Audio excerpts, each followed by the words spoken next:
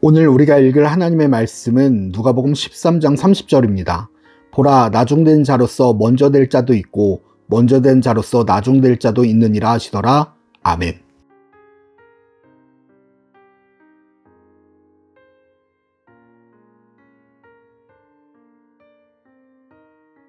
하나님의 역사를 바라보는 우리가 누가복음 13장에서 함께 살펴볼 주제는 회개할 기회입니다.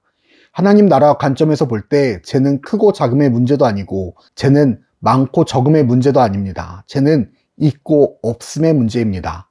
죄가 있는 자는 하나님 곁으로 가지 못하지만 모든 죄가 용서받은 자는 하나님의 자녀가 됩니다. 그렇게 이 정도면 괜찮겠지라고 타협하고 넘어갈 수 있는 죄는 우리에게 존재하지 않습니다. 모든 죄는 심판과 징계의 근거가 됩니다.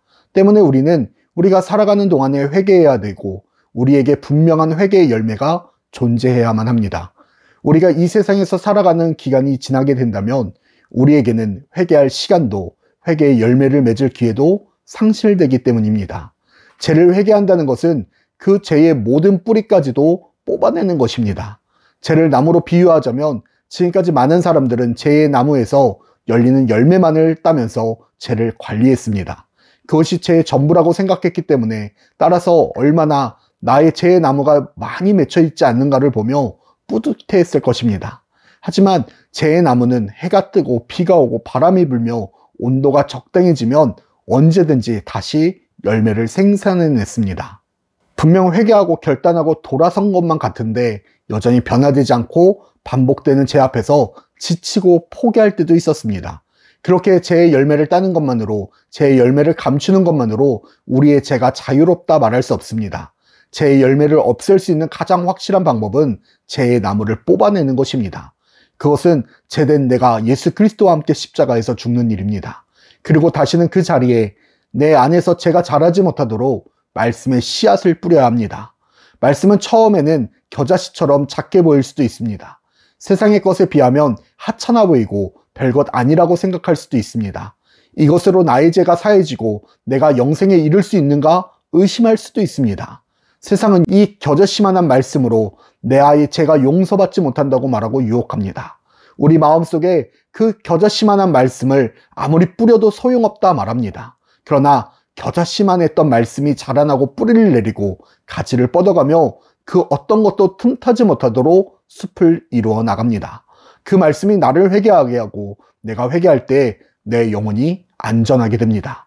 가장 중요한 것은 말씀을 내 마음속에 뿌리며 우리가 죄와의 싸움에서 포기하지 아니하는 것입니다. 계속해서 세상은 우리를 넓은 길로, 쉬운 길로 가라 말합니다. 그곳에 행복이 있고 그곳에 기쁨이 있으며 그곳에 즐거움이 있다고 말합니다.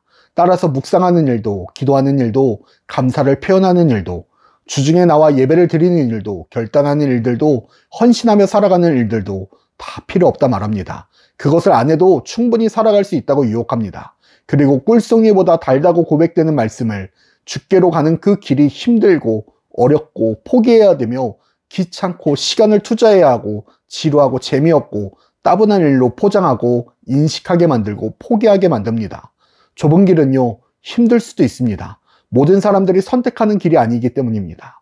좁은 문으로 들어가는 것은 어려울 수도 있습니다. 모든 사람들이 즐거워하는 문이 아니기 때문입니다. 그러나 우리가 좁은 문, 좁은 길을 통하여 회개하며 나아갈 때에 그 문은, 그 길은 반드시 나를 영생으로 인도하는 길이 될 줄 믿습니다. 사랑하는 불꽃교회 성도 여러분, 예수님은 이 땅에 심판자로 오신 것이 아닙니다. 우리를 멸망의 길에서 구원하시기 위하여 오셨습니다. 그래서 남들이 다 가는 왕궁으로 올라가는 곳이 아니라 모든 이들이 꺼려했던 골고다를 향해 걸어가셨습니다.